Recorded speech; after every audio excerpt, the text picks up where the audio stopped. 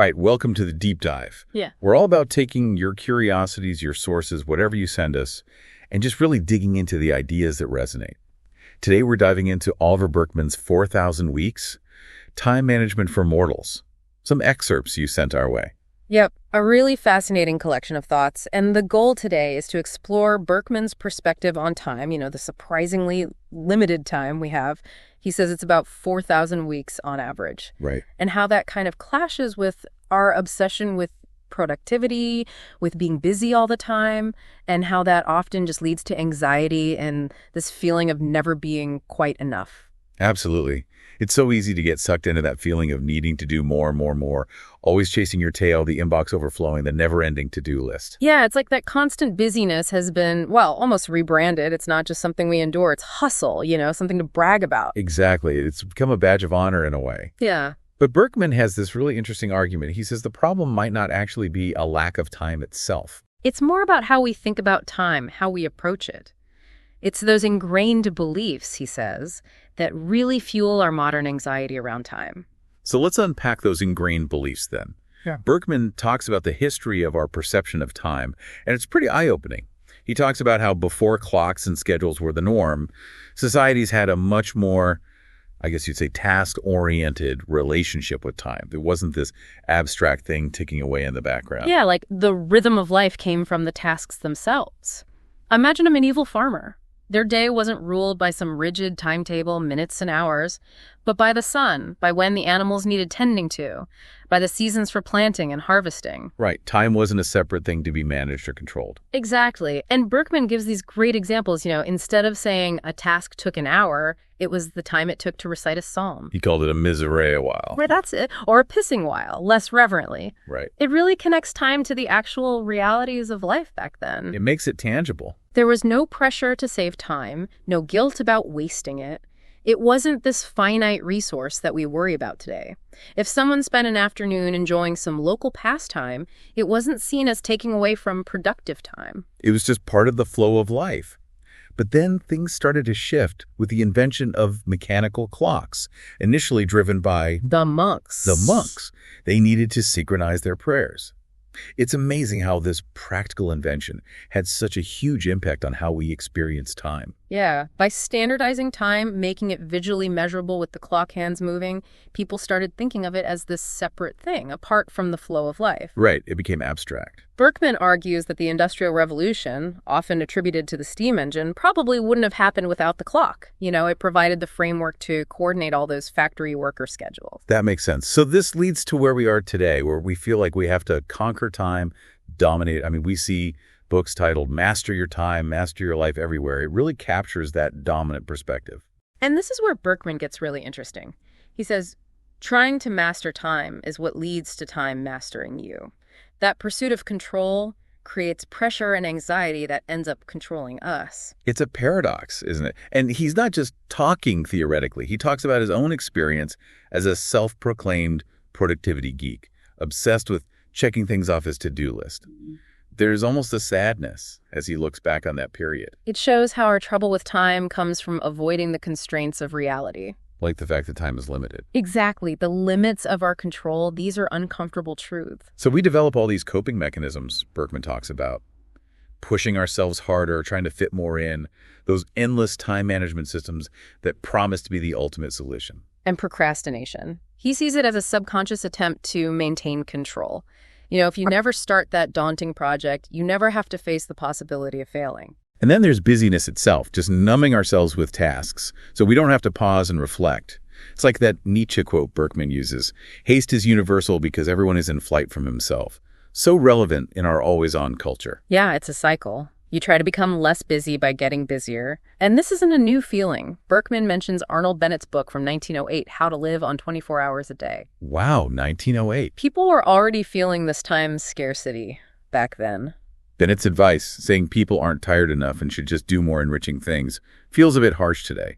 But it shows that pressure to optimize every moment was already there. And Burkeman points out that feeling on top of things is an illusion, unattainable. Because what matters is constantly shifting. Exactly. What's important is subjective. It evolves. Even if you manage to fit more in, the bar just moves up. New obligations pop up, Parkinson's law, work expands to fill the time available. And then there's our obsession with convenience. We eliminate tedious tasks, but Burkeman suggests it creates emptiness in the easy activities and frustration with anything that's still inconvenient. He mentions Sylvia Kiesmott's experience, choosing to move to a farm and embrace inconvenience. Chopping wood, carrying water, these are time-consuming. But they gave her a deeper connection to her environment. Exactly, a sense of purpose. It highlights that we need to choose what we sacrifice to make space for what matters. Which leads us to embracing our finitude. Burkeman brings in Martin Hageland, who argues that the fact that our lives are finite gives them meaning. If we lived forever, nothing would truly matter. He even quotes a U.S. Catholic headline, "Heaven, will it be boring?" It makes you think about how the limits of our time shape our values. And Burkeman says avoiding the discomfort of finitude through productivity actually backfires. He takes apart the rocks in the jar parable. He calls it dishonest, saying it implies prioritizing the big rocks solves everything. But the problem is we have too many big rocks. So what's the alternative? He introduces the idea of creative neglect, like paying yourself first with time, like in personal finance. It's about dedicating time to things you value today, even if it means neglecting other things. Making choices about what not to do. And he uses the example of Franz Kafka and Felice Bauer's relationship, mostly through letters, as avoiding the implications of finitude in relationships, clinging to the idea of infinite possibilities instead of committing to a finite, real connection. That connects to Henri Bergson's idea that we prefer indecision because the future seems to hold infinite, flawless possibilities. Choosing one path means acknowledging the loss of the others. But Burkeman says accepting that loss can be freeing. This brings us to distraction. Burkeman uses the example of the BuzzFeed watermelon explosion, where millions watched rubber bands being stretched around a watermelon until it burst. It's a bit absurd, but it shows how easily we get distracted by meaningless things. The ancient philosophical view is that distraction is an internal failure. It's not just external interruptions. It's about what we choose to focus on. What we pay attention to defines our reality. And he talks about the intimate interrupter, our own internal resistance to focusing on what matters. And then there's Hofstadter's law. Any task you're planning to tackle will always take longer than you expect, even when you take into account Hofstadter's law. It's so true and frustrating. It means our planning often faces resistance from the tasks themselves. We're over-optimistic about timelines. Burkeman also says a lot of our anxiety comes from needing to know that the future will be successful, a need that can never be fully met. He quotes Blaise Pascal, who talks about feeling like we're wandering in times that aren't our own. It's that constant mental projection into the future, not being present. And he talks about the difficulty of just being here now, experiencing the present without trying to optimize it. It becomes harder the more we try to grasp it. And this extends to leisure time, too. We pressure ourselves to use leisure productively as an investment rather than enjoying it for what it is. Like that New York Times article, relax, you'll be more productive. Even downtime has to boost future output. And Walter Kerr's quote about being compelled to read for profit, party for contacts. It's all about utility. And the paradox is that despite having more leisure time statistically, it doesn't feel leisurely. It becomes another to-do list item. Especially for those with more resources, more options. He contrasts that with historical perspectives, where leisure was central, even for medieval peasants. They had lots of holidays, social expectations around rest. It was the Industrial Revolution that shifted the focus to work as primary, leisure as just recovery. Right, so we end up with pathological productivity, idleness aversion. We're uncomfortable when not being productive. Think of Danielle Steele, the novelist, and her intense work schedule.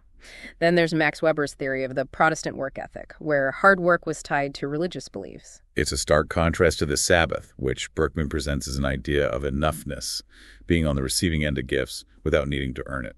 This leads to finding meaning in the mundane, accepting limitations. He talks about a country walk as an atelic activity, something done for its own sake with no specific goal. Versus telic activities aimed at future fulfillment. He says hobbies, done purely for enjoyment, are almost subversive these days. He shares Karen Rinaldi's experience with surfing. She was appalling at it, but found freedom in pursuing it just for the joy of it. Stephanie Brown's concept of addiction to speed is interesting. She says it's emotional avoidance, especially in places like Silicon Valley. It's like alcoholism, trying to regain control but losing it further. And the AA insight that you can't beat addiction until you give up the hope of beating it applies here. Surrendering to the fact that things take time can turn anxiety into patience. He mentions Jennifer Roberts' 3-hour art viewing exercise at Harvard. It's about enduring that initial discomfort, letting deeper engagement emerge. Like M. Scott Peck fixing the parking brake by slowing down, resisting the urge to rush. Solutions often come from enduring the discomfort of not knowing. Then there's Arno Minkinen's parable of the Helsinki bus station. It illustrates how originality often comes after a period of seemingly unoriginal work, needing patience and persistence. Burkeman also talks about connection and shared time, contrasting the isolation of the digital nomad with traditional nomadism. Right. And Swedish research shows the benefits of synchronized vacation time.